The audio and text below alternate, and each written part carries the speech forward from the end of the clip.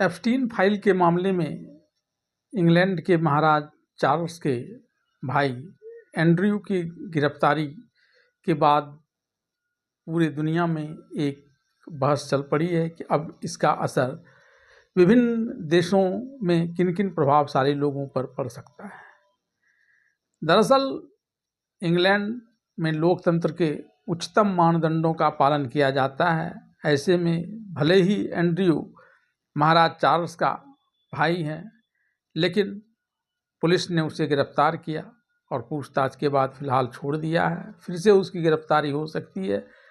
हालांकि भारत जैसे देशों में लोकतंत्र के ऐसे उच्चतम मानदंडों का पालन आमतौर पर नहीं होता है और यहाँ बीच बचाव की नीति काम करती है।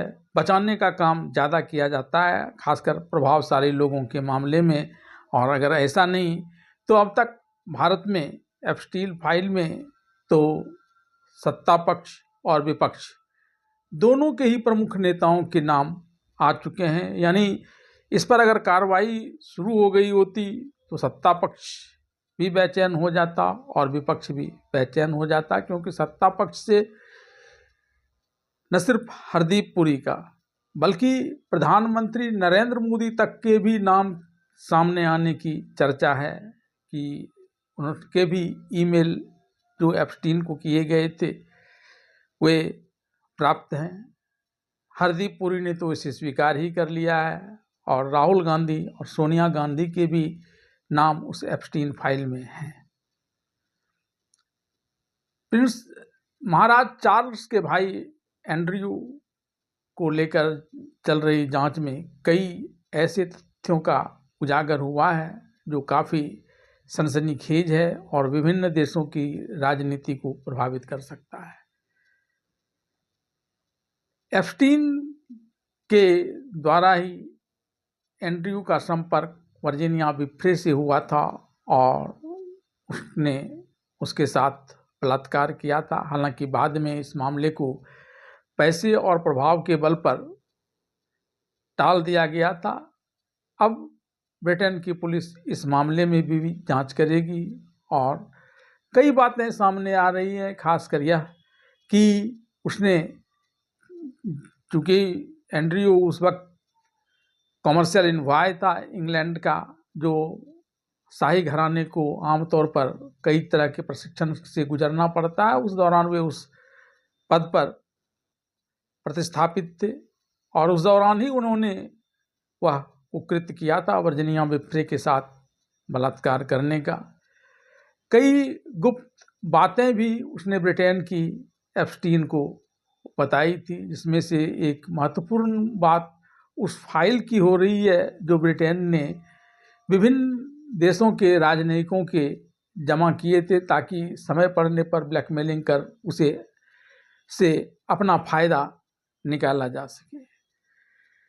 वर्जीनिया विफ्रे ने एप्स्टीन को लेकर एक सनसनीखेज खुलासा करते हुए, हालांकि उनकी पहले वो कह रही थी कि मैं ऐसा कर पाऊंगी, उसके पहले ही मेरी मृत्यु हो जाएगी, और वास्तव में उनकी मृत्यु हो ही गई, लेकिन उन्होंने वह खुलासा उससे पूर्व कर दिया था कि एप्स्टीन से जुड़े हुए लोग, जो विभिन्न देशों के प्रभावशाली लोग हैं, उसमें सत्ता से जुड़े लोग, विपक्ष से जुड़े लोग, व्यापार से जुड़े लोग शामिल रहते हैं।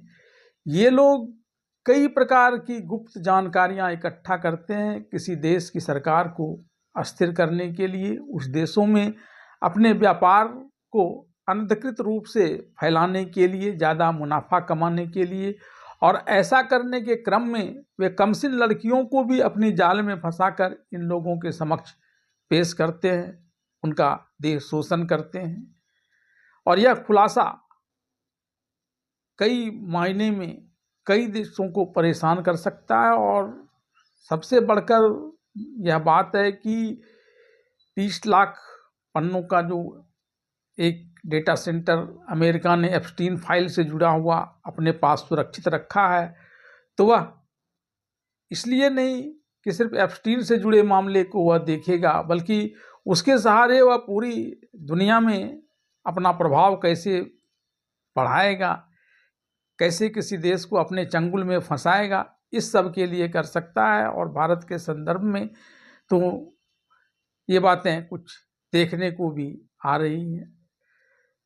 रही बात पहले भारत की राजनीति की करते हैं, तो कांग्रेस मुख्य रूप से नरेंद्र मोदी की सरकार को इस मामले में घेरने में जुट गई है कि नरेंद्र मोदी अगर अपने आप को बचा भी लें तो हरदीप पुरी को तो कांग्रेस हर हाल में रिजाइन करवाने के लिए अड़ी हुई है।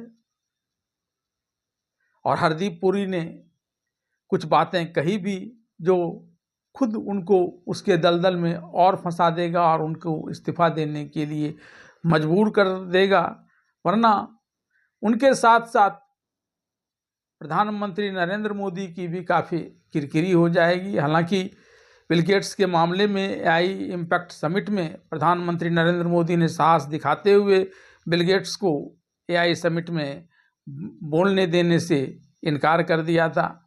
और अब ऐसा ही कुछ करना होगा हरदीप पुरी के मामले में भी, क्योंकि बड़ा आरोप है जिसे हरदीप पुरी ने स्वीकार भी कर लिया है कि उन्होंने जिस वक्त जेफरी एप्स्टीन से मुलाकात की थी वो सरकार का हिस्सा नहीं थे। बड़ा सवाल है कि सरकार का हिस्सा नहीं थे तो आप किस हैसियत से मिल रहे थे? जिस हैसियत से मिलने की बात बताई जा रही है, क्या वह भारत के हित के लिए था? और अगर भारत के हित के लिए था तो आपने भारत सरकार की कौन कौन सी बातें उसे बताई? कांग्रेस एक बड़ा प्रश्न चिन्ह लगा रहा है कि क्या भारत का वैदेशिक नीति उस समय एक यौन शोषण के अपराधी के साथ शेयर किया जा रहा था, वह हैंडल कर रहा था भारत की विदेश नीति को हरदीप पुरी के माध्यम से? बहुत ही यह जटिल प्रश्न है। और अब अमेरिका भी इस एप्स्टीन फाइल के जरिए भारत पर दबाव बना सकता है।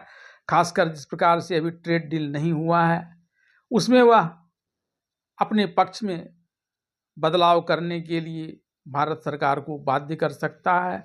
और एक बार वह फिर से दोहराने लगा है कि भारत और पाकिस्तान के बीच हुए युद्ध में इसने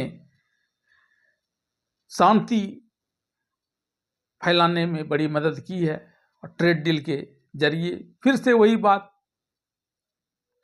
ट्रंप ने दोहराना प्रारंभ कर दिया है। और इसके जरिए एप्स्टीन फाइल के जरिए बहुत संभव है कि वह अपनी जो एक पीस बोर्ड उसने बनाया है जिसके अध्यक्ष अमेरिका के राष्ट्रपति होंगे, उसके लिए भी भारत को शामिल होने के लिए, झुकने के लिए बाध्य करने का प्रयास करेगा। हालांकि भारत ने अभी तक उसमें शामिल होने को लेकर कोई इशारा नहीं किया है। यद्यपि उस पीस बोर्ड में कई बार भारत के लोग सदस्य रूप में वहाँ गए हैं, लेकिन सरकार अभी तक उसमें शामिल नहीं हुई है।